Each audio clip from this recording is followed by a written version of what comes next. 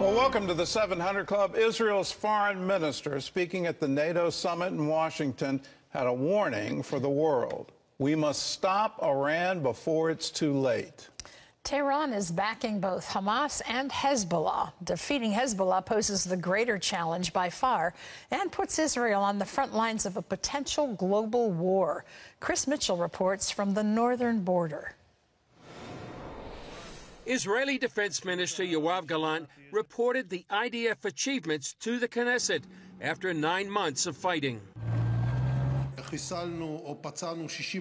We eliminated or wounded 60% of the Hamas terrorists. We disbanded the 24 battalions, or the vast majority of them. We've returned half of the hostages, and we're determined to return the rest. Hamas fighters are moving from place to place inside Gaza, forcing the IDF to re-enter places like Gaza City while urging civilians to evacuate. We want to get civilians out of harm's way. We have no interest in harming civilians in Gaza City or anywhere else. On Israel's northern border, Hezbollah continues to fire drones, missiles, and rockets into northern Israel. This week, Hezbollah released a video showing its surveillance of Israel's military sites in northern Israel, including Iron Dome installations. Hezbollah leader Hassan Nasrallah says it will stop its attacks if Israel agrees to a ceasefire with Hamas, but with a condition. If the Israelis want to continue and attack southern Lebanon, then we will also defend Lebanon, South Lebanon, our people, and our dignity. After thousands of Hezbollah rockets and missiles, most of the communities next to the Lebanese border stand nearly empty. We're about 200 meters, maybe about 600 feet from the Lebanese border. We're in Kibbutz Malkiah, once a thriving agricultural community, but now, like dozens of other communities on the Israeli-Lebanese border, mainly deserted, and most of its residents scattered throughout all of Israel. We sat down with Itai Krois, the head of Kibbutz Malkiah and the grandson of Holocaust survivors. We are standing with our back to the wall. For us, it's a war of surviving. We have no other place. It's a small country. We cannot go to another place inside Israel or from outside Israel. So we have no choice. We have to fight for our lives. Krois warns his kibbutz and Israel stand on the front lines of a global war. It's not our personal war. Tomorrow it can happen everywhere. It means that if we will not stop this terror and these attacks in the Middle East, it can happen everywhere. All this fundamentalistic organization that build themselves an army and they say we want to conquer the world and make the world Muslim with power. It can happen in France. It can happen in the USA. We saw what happened in the universities in New York. At the NATO summit in Washington, Israel's foreign minister called on member states to take strong action against Iran, which sponsors both Hezbollah and Hamas. Israel Katz tweeted, "Iran is a common threat to Israel, NATO, and to Europe. We must stop Iran now before it's too late." Chris Mitchell, CBN News, Kibbutz Malkiah, Israel. Now more than ever, it's time for what we've always called the free world, the Western democracies, to stand in solidarity with Israel. This is a terror threat, and it's based on ideology that is fundamentally flawed and, from a moral standpoint, absolutely wrong. What Hezbollah and Hamas want to do is wipe Israel off the map. They want to kill every single Jew. That is a call to genocide. That's a call to jihad. That is a call that is resonating right now within the fundamentalist Muslim community. That idea has to be defeated, and the way you do that is to say, we won't give on this. We will, if you attack Israel, if you say you're going to repeat October 7 again and again and again, well, then you cannot exist. This has to stop. So if you want to fire rockets into Israel from southern Lebanon, that has to stop. If you want to launch terror attacks in Israel, that has to stop. If you want to launch attacks from Gaza, that has to stop. And you can't have any equivocation. There needs to be unity here that no, we want peace in the Middle East. We don't want this continual violence and continual threat against Israel. Israel was established by international law, by UN mandate. That needs to be held together by the UN and by the world community, and especially the United States and Europe, aligned together to say, not on our watch, you don't get to do this. In other news, Congress is expanding its investigation into the rise of anti-Semitism right here in America.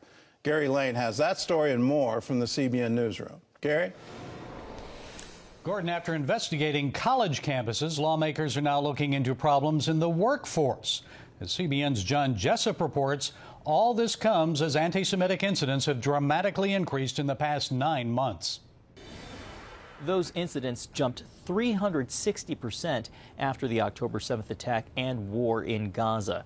With documented anti-Semitic examples in schools, synagogues, and the workplace, lawmakers have turned their attention to labor and student unions.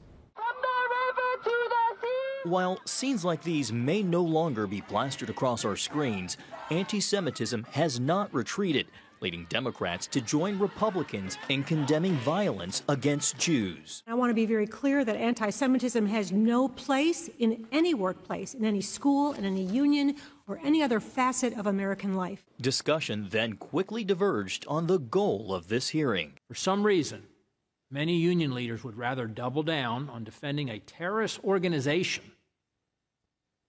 than focus on local workers' issues. Democrats defending the overall influence of unions. From the civil rights movement to marriage equality and protections for undocumented workers, unions have been on the forefront of social and socioeconomic progress. And Republicans questioning whether they've engaged in partisan politics and, in this case, promoting anti-Semitic conduct among members who pay dues to be a part of those unions. Tuesday's hearing featured personal accounts of anti-Semitism from Jews who say their unions left them feeling coerced and threatened. It is heartbreaking for me as a Jewish American and as a Zionist to have my phone ringing off the hook every single day since October 7th by students, workers, teachers, legal aid lawyers, doctors saying, how do I get out of this? I've tried to use the law as it exists, and at every turn, the law has failed me. One witness summarized her goal for Tuesday's testimony. I'm not here to weaken the union, but to strengthen it. The union is tearing itself apart. And while critics argue these hearings and recent congressional subpoenas are a backdoor way of targeting unions, supporters say they'll continue to root out anti-Semitism any place it exists. John Jessup, CBN News, Washington. Thank you, John. Extreme weather is targeting parts of the U.S. Several tornadoes spotted in western New York Wednesday. In Indiana, a twister with 140 mile-per-hour winds took out this warehouse and several trailer homes. No injuries were reported. And parts of the nation are suffering under record-breaking heat. Philadelphia has real field temps topping 100 degrees. In New York, a police recruit died after passing out at a Bronx training facility. And in southeast Texas, more than 1 million customers are still without power after Hurricane Beryl.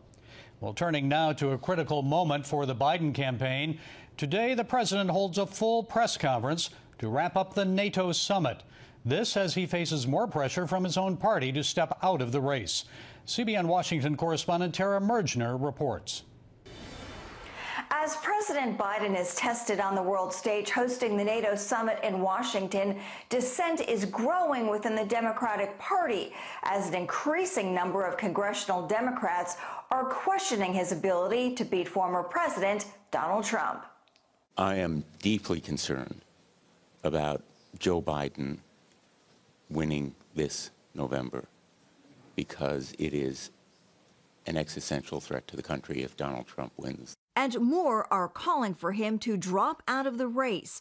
Last night, Senator Peter Welch became the first Democratic senator to publicly urge Biden to withdraw for the good of the country. And Representative Earl Blumenauer of Oregon became the 9th House Democrat to publicly call for the president to step down. Meanwhile, former House Speaker Nancy Pelosi, a powerful voice among Capitol Hill Democrats, is hinting that Biden's decision to stay the course may not be final. It's up to the president to decide if he is going to run. We're all encouraging him to make that decision because time is running short. Top Democratic fundraiser and Hollywood actor George Clooney weighed in with a scathing New York Times op-ed writing, "It's devastating to say, but the Joe Biden I met at a fundraising event 3 weeks ago was not the Biden of 2010. He wasn't even the Joe Biden of 2020. He was the same man we all witnessed at the debate." Just 3 weeks ago, Clooney raised $28 million for Biden's campaign at a star-studded fundraiser. Still, more than 80 Democratic members of Congress have stated publicly they back the president as the nominee. Any president would be jealous to run on Joe Biden's record. 4 more years! 4 more years! It appears the president is determined to keep going, visiting the headquarters of the AFL-CIO, signaling the unions are on his side. We're better positioned than any country in the world to own the remainder of the 21st century because of union labor. Biden campaign officials are expected to head to the Hill to continue making their case for support. The president faces a big test later today as he's expected to end the NATO summit with a full press conference. Tara Mergener, CBN News. Gordon, a lot of pressure on the president to drop out. It reminds me of 1968. Remember that when LBJ was pressured by the party? He dropped out, acquiesced, and gave in to Hubert Humphrey, the happy warrior. Yeah, I do remember that, and I do remember the tumultuous convention that the Democrats had in Chicago, and it was just a disaster for them. But the cause of Lyndon Baines Johnson withdrawing was the Vietnam War. It wasn't his own personal health. Here, it's really up to Joe Biden. Does he feel that he's got the stamina to make it? A lot of people, based on the debate performance and based on how he has acted in public over the past few years, you look at that and say, does he have it for another 4 years? And many of us come to the conclusion he doesn't. But it's going to be up to him, and the current party machinery is actually in his favor, that this will essentially be decided before the convention that even starts. There's a pre-vote that's already scheduled. So we'll see. What I'm very concerned about, and this is whether you're Republican or Democrat, is after this election, how do we come together? If you have sitting U.S. senators saying a particular candidate for president is an existential threat to America, that is a level of rhetoric I've never heard in my life. I've heard back in, said, let's just go back to 1980, and Ronald Reagan got elected. I heard a lot of Democrats saying, I'm going to go move to New Zealand and raise sheep. When you start this kind of rhetoric that it will be intolerable to be in America, that the checks and balances that the framers of the Constitution have put in place will no longer work, and all of these things, you put irrational fears into people that shouldn't be there. We need to realize we have these elections. We have them frequently, every 2 years. For Congress, every 4 years for president, every 6 years for Senate. We need to trust that process. If we elect people that we don't like, okay, just wait a few years. You're going to get another chance to vote again. And the republic will continue to stand. The framers put together a constitution that we can trust with checks and balances on executive power, checks and balances on the legislature, checks on the court system. All of these things are in place, and they are vibrant, and they will be strong and make it through. Now, we need to pray that the temperature will go down in our culture today. What is happening is extreme polarization. We need God to come in and heal our land. That's why we're calling America to pray. If you're watching right now, you're concerned like me about the future of our country, There's one place I know we can absolutely trust, and that is the throne room. God is still God, and he hasn't changed, and his kingdom cannot ever be shaken. So let's rely on him. Let's ask him to come and heal our land.